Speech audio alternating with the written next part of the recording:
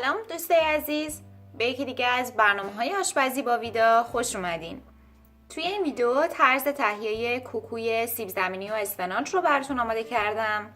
امیدوارم که خوشتون بیاد. مواد لازم: سیب زمینی پخته شده 4 عدد متوسط، اسفناج 150 گرم، پیاز رنده شده 1 عدد کوچک، شیر 2 قاشق غذاخوری، تخم مرغ 1 عدد، آب لیموی تازه 1 قاشق غذاخوری، پودر سوخاری 1/2 پیمانه، پنیر چدار و پارمزان 1/2 پیمانه، پودر سیر 1/2 قاشق غذاخوری، زردچوبه 1/2 قاشق غذاخوری و نمک و فلفل به میزان لازم.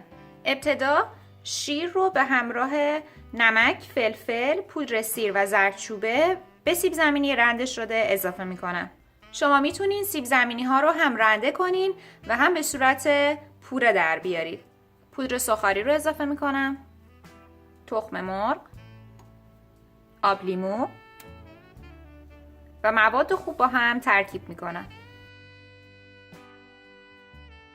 حالا داخل یک تابه مقداری کره به همراه روغن زیتون ریختم، داغ شده و پیاز رنده شده رو به اون اضافه میکنم.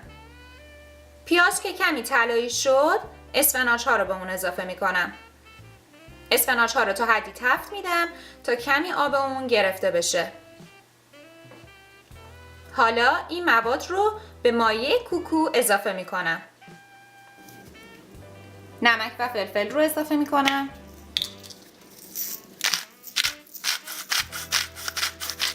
شما اگر از غذاهای تند خوشتون میاد میتونید مقدار کمی هم فلفل قرمز چیلی به این مایه کوکو اضافه کنید. مایه کوکو رو خوب هم میزنم تا همه مواد با هم کاملا ترکیب بشن. در آخر هم پنیر رو اضافه میکنم. من اینجا از ترکیب پنیر چدار و پنیر پارمزان استفاده کردم. شما میتونید از هر کدوم به تنهایی هم استفاده بکنید. این دیگه کاملا بستگی به سلیقه و ذائقه شما داره. داخل یک مایتابه مقداری روغن داغ میکنم.